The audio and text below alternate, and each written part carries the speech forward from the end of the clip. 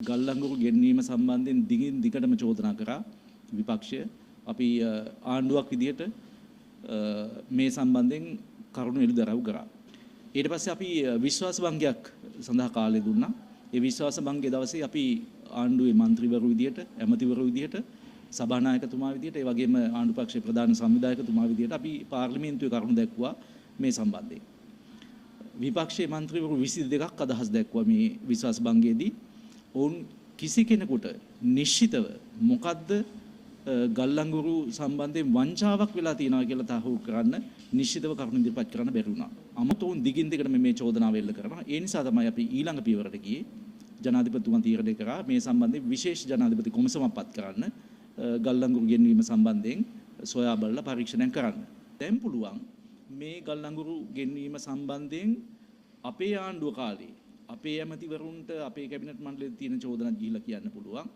ඒ වගේම කලින් 2010 ඉඳලා ගල්ලංගුරු ගෙන්වීම සම්බන්ධයෙන් චෝදනා ඉදිරිපත් කරපු മന്ത്രിවරු ඉන්නවා. පාර්ලිමේන්තුවේ කරුණු දක්වපු മന്ത്രിවරු ඉන්නවා.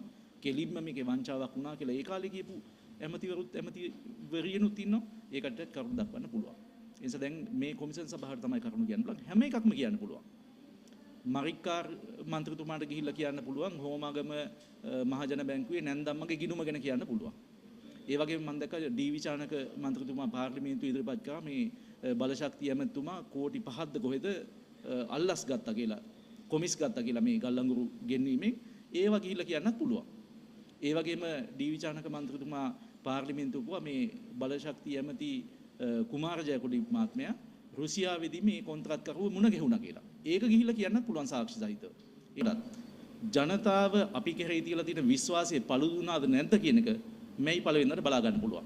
මෙයි දිනේට බලා ගන්න පුළුවන් ජනතාව ඉන්නේ ජාතික ජන බලවේගයත් එක්කද ජනතාව ඉන්නේ මේ අභූත චෝදනා නගන විපක්ෂයත් එක්කද කියලා බලන්න හොඳම සාක්ෂිය තමයි මෙයි පළවෙනිදා. එදාට බලමු මොකද වෙන්නේ කියලා. එදත් අදත් අපත් සමග රැඳෙන ඔබ ද කරන්ට් රිපෝට් නාලිකාවට ශක්තියක්. අපි ඔබ සැමට ගරු කරන්නෙමු. ඉතින් අපව සබ්ස්ක්‍රයිබ් කරන්නත් අමතක කරන්න එපා.